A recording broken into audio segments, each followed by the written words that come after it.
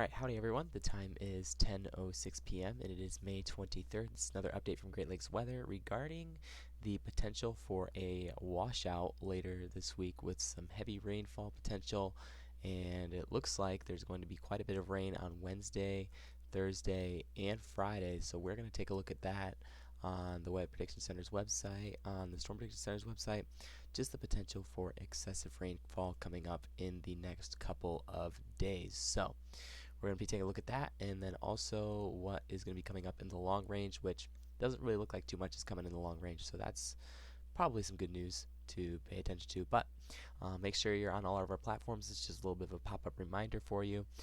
All of these platforms we are available on, and all of our handles are available right there for you to take a look at. So go ahead and get connected with those particular handles, and you can scan that QR code in the bottom right hand corner to make sure that you get connected with us. Alrighty, let's get right into it with the latest from the Storm Prediction Center. This is the Day 3 Severe Thunderstorm Outlook with the latest system that's going to be coming into the area on Wednesday. Now again, the potential is only marginal at this point. It's not really looking like it's going to be anything super significant, so it's just associated with a low pressure system moving in, so marginal risk for severe weather, capable of producing some damaging winds and maybe some large hail in some spots. That's really all we're looking at with this. Really, the more of the concern that's going to be faced with this system is the rainfall, because there's going to be a lot of rain associated with this system that's going to be moving in from the south, and it's going to be drawing in from that nice warm moist air that's going to be at the Gulf, and it's really going to fuel a lot of heavy rain across the Great Lakes region. So this is from the Weather Prediction Center. The excuse me, excessive rainfall outlook. Again, this is just for the probability of rainfall exceeding flash flood guidance, which again is kind of low still, but we still do have the potential of seeing up to an inch of rain. Southwestern Indiana is showing a little bit of flash flood potential, but nothing along the lines of significant. But it will be enough rain to probably cause some rising of some lakes and streams, probably cause some ponding of water in those low yards like my yard. So it's probably going to be just kind of a wet next few days. Wednesday, Thursday, and Friday are going to be very wet days. So that's what we're looking at with this upcoming system.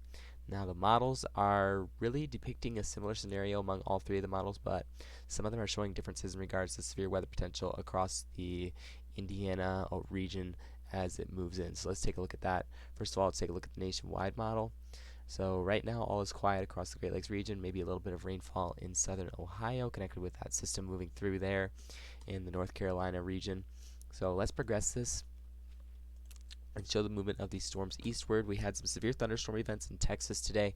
One of them prompted actually a really large tornado. I'm not sure I don't remember exactly where that was, but it was somewhere in Texas where it was a pretty big wedge tornado moving through. It didn't seem to be in a it was not in a populated area, so that's good news. But let's progress this off to the east and look on the backside of this. You even have some snow in parts of the Colorado areas, in the mountain regions back there. This low pressure system is going to be drawing off a very moist air mass, and it's going to be just being fueled by that air mass as it progresses forward. If my model will go forward a little bit, so you can see it kind of develops into another line of storms across parts of Texas, parts of Arkansas, those areas, and then you see the center of low pressure lifting off to the northeast. That's what's going to bring the possibility for some heavy rainfall, especially once we get into Wednesday afternoon. We see thunderstorms develop along the line, and it's just going to lift off to the north and be kind of slow moving. As you can see, it's just moving quite slowly across the plains region. On the eastern side, you've got that warm, moist air that's being drawn up and releasing all of its moisture across the Great Lakes region, including Michigan, Indiana, and Ohio. This is all three states now affected by this. And then forecasting Thursday night, even the ECMWF model is also putting out more potential for thunderstorms across parts of the Indiana region. So looks like it's going to be quite a bit of a wet several days, with another low pressure system possibly developing behind the original low system with that. And you've got some more rain on the backside of that for Friday. Now Friday is going to be another potentially wet day, so looks like everyone's going to be dealing with quite a bit of rainfall over the next few days as this moves through. It's going to consistently stay over our area over a course of 3 days and just see off and on showers and thunderstorms throughout those 3 days. Let's look at a more regional look with the GFS model. Again, a different model it's than the one we looked at with the ECMWF, but still good to look at. Let's progress it eastward. Again, this is Wednesday afternoon, about I'd say 10 a.m. You get that first band of rain moving in around Wednesday morning, and then scattered rain showers throughout the day Wednesday afternoon. So it is gonna be it's gonna be mostly, it's a little more widespread than it is gonna be scattered, I think, across the area. And then it looks like we might get a little lull in the action Thursday morning with more rain moving in with that low pressure system again later on. This model tends to put it more right over our area than rather to just sitting off to the Midwest. So that's kind of a difference we're going to have to pay attention to as it moves through. But regardless, this still does show rain moving through the area. Let's get a sounding of the severe weather potential for Wednesday night, because it does put out some severe weather potential on Wednesday. Some soundings do put out some severe weather potential. So let's look at it real quick. Marginal severe potential for some hail risk. That's really what we're looking at. There's no capping in the atmosphere, so storms can really build with some of the Cape values that we have there. So we're progressing this eastward. This goes, so this is going through Thursday right here, and then this is Friday. Then it moves out of the area for the weekend. Saturday, still see some scattered rain showers in Indiana and Ohio, but it should be a nice Sunday. And as we get into Monday, it should be nice as well for Memorial Day.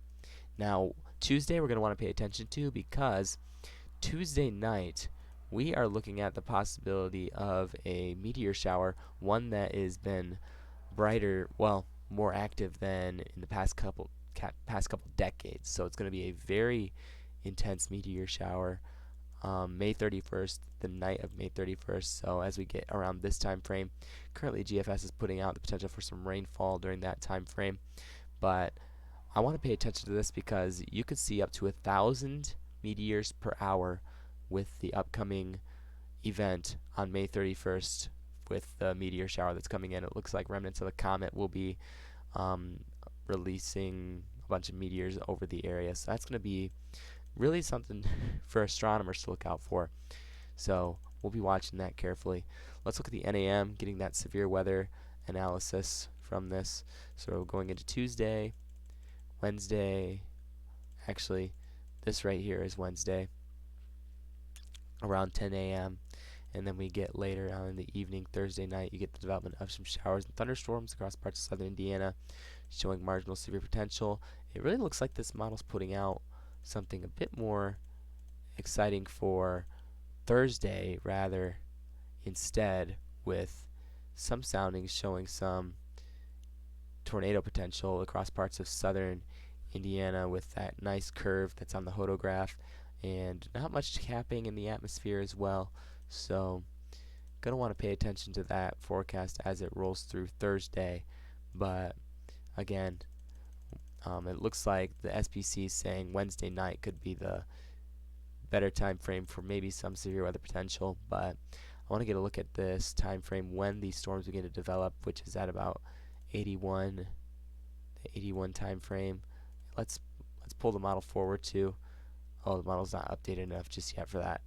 Let's go back to, I want to go to right about here, maybe? No, we want to go to 72. So Thursday evening, really when they're showing that more model dynamic for tornado potential, I want to get a severe weather analysis of that time frame. Surface-based Cape again, measure visibility in the atmosphere. Cape values of 1,000, which aren't really super high. Convective inhibition, not really much inhibition in the atmosphere. So severe weather can take off. The cloud bases again are getting lower. SRH, storm relativity, the measure of spin in the atmosphere. There is spin in the atmosphere. Supercell composite, still kind of low. So again, just a marginally severe potential for Indiana on Wednesday, maybe possibly on Thursday, according to some of the models. We'll wait for the SPC's call on that, but it is good information to pay attention to. So that is the latest update on what is coming up in terms of weather. So Wednesday, Thursday, and Friday definitely going to be going to be a very wet time. You're going to want to have an umbrella handy on Wednesday, Thursday, and Friday because it's going to be raining and raining and raining. It's going to be quite a bit. And I think we could see about an inch of rain from this, maybe more, depending on how thunderstorms tend to develop with these systems. So just be aware of that. And um, this week is the last week of school at my school, so that's going to be kind of nice getting done with that.